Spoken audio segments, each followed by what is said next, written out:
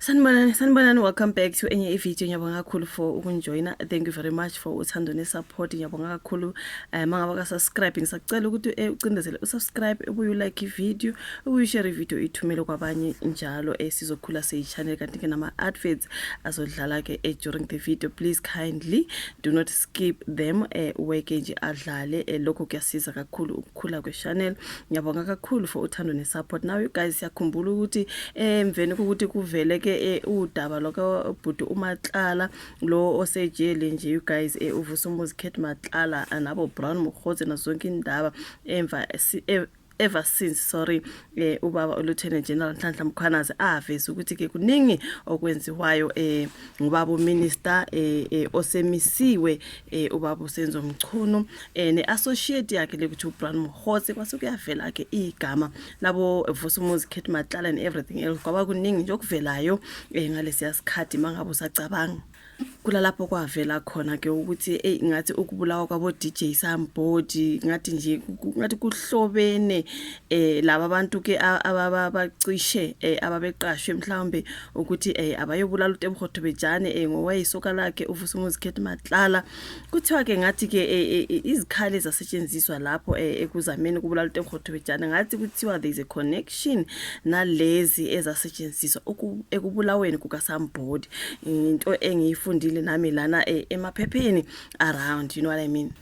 Kwathiwa ke kuvela ukuthi ngathi ama-artist ambalwa aseyijobe kayebulawa bafethu ngathi nje kukhona izinto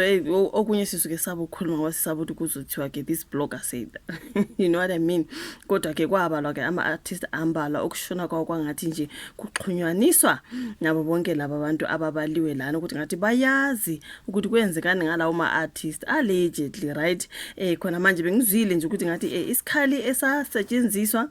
ekuzameni ukubulawa kwaTebogo Bejane siyazi uTebogo Bejane wacishwa wabulawa kasekubanjwa wayelisoka lakhe onguVusumuzi Khet Matlala, okay. Wayi boyfriend kaTebogo Bejane sebanjwa ke wabanjwa through ama-phones wakhe mhlambe ama-laptop wakhe ngesikhathi ephenywa kwatholakala ukuthi bekhuluma yena nezinkabi lezi aboshwe nazo ke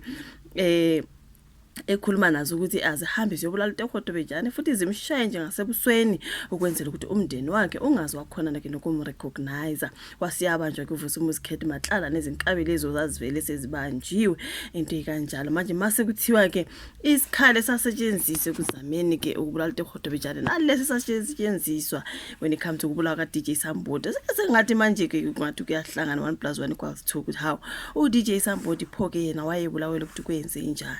Njengoba ke mangabe I mean the same weapon is connected to the one that was used at Tebogo Bejane's attempted murder is actually connected to the ones that were used or the one that was used to unalive DJ Sambodi, which means phela loyo muntu obefuna ukubulala umuntu oyedwa allegedly so obefuna ukubulala uTebogo Bejane ubani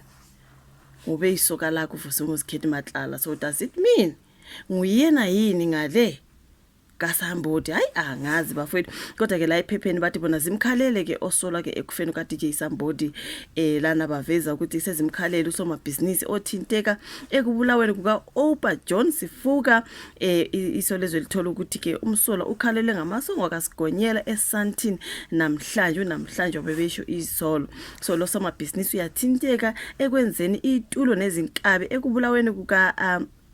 Engineer waseVereeniging uArmand Swart ngoApril nyakeni uqhubha ke umthombo uthi lo somabhizinisi uboshwe ungaphandle nje ngebail. uSambodi wathelwa ngoyaba lwezinhlamvu eWoodmead eGoli ngoNovember ngonyaka ka2022. Kwenzeka lokhu nje kusanda kuvela ukuthi isibhamu esadubula uSambodi kungenzeka ukuthi yiso esasetshenziswa kudutshulwa yengomlungisi kaMuvango uTebogo Bejane.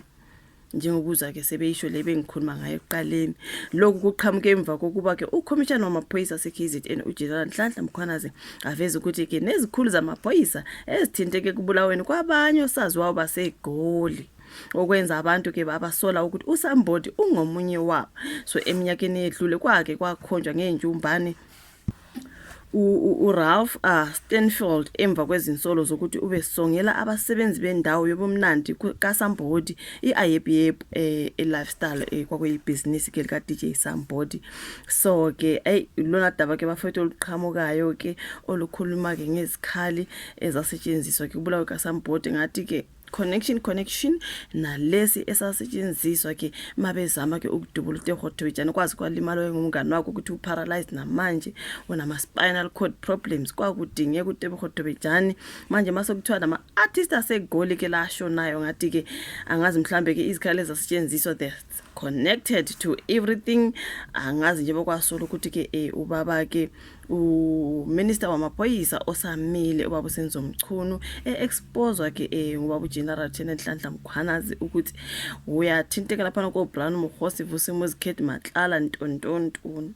uthe umunye angabothi intontoni angazi bafethu ngathi ke ziyavela izindaba selokhu basho nobhuti labo osambodi aka bafethu bambalwa abantu abashona bedutshulwa nje abantu bazibuza kathi guys ama artists ayaphela kunini abantu bekhala ama artists ayaphela kanti indaba and why nangazi mhlambe kusuke kuzi uzindaba mhlambe ze business like your business rivals mhlambe wenza kangcono mhlambe uthola ithenda omunye wangayithola kuyafana nalo bhuti okuthiwa ubani wathi boshoga osokuvela ukuthi ngathi umngani wakho engumatlalo uyathinteka ibonile indaba kaBoshoga bafethu lengisabe mina nokukhuluma ngayo kuthiwa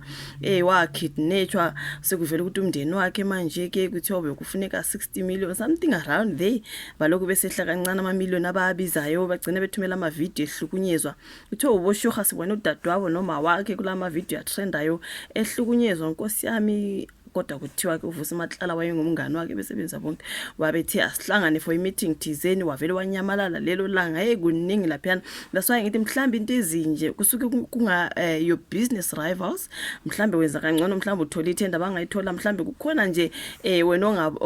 osukungakunakile ukuthi nakuxabanela mhlambe umuntu yena ukwathi you know like something like that. I mean uVusimuzi Matlala yini ebesenza ukuthi afuna ukubulala kweintombi yakho uTebogo zamthumela inkabi bafethu like she's also a business woman, you know what I mean. Mhlambe khona bemazela khona mhlambe manje o DJ Sambodi bona mhlambe kuzona lezo zama business mina ngazi bafethu kodwa ke kubi okwenzeka ngoba abantu bayaphela bafethu ama artists ayaphela futhi nje ngaleso sikhathi ayiphela kakhulu ama artists abantu baze babuza no social media guys ama artists ayaphela ngabe yini eyenzekayo kodwa eziningi ziyavela manje hayi zizovela zonke azivele bafethu ukuze abantu bezoba aware ngathi sokunobungozi like you can't trust anybody udaba kaSambodi lwathi abantu baze babuza bafethu icala lokubulala kaSambodi amaphoyisa athini ngalo kwathuliseka khona kuvela manje ukuthi ungathi ke kukhona izikhali ezasetshenziswa connected to lezi zasetshenziswa to attempted murder kaTebogo so uyabona mawungathi yathi 2+2 hey answer yona ikhona kodwa abantu nje ngathi basaba ukukhuluma hayi angazi bafethu share thoughts ke la ka comment section ushuvo lwakho ka comment section kuthi usebanjiwe ke kodwa osolwa ke ngokubulala ke uDJ Sambodi sizoqhubeka solumameni udaba luya ngaphambili ukuthi ngobani ke abathintekayo kuya phambili. I'll definitely bring an update mangabe ngiyayibona ke. Thank you so much ukuthi ubukele video, like, subscribe, share bese siyabonana kwezayo. Bye.